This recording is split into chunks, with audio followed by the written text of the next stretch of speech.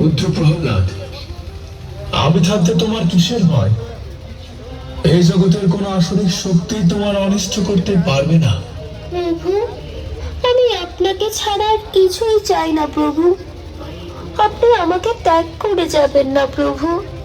পুত্র, শোক কি হেতু?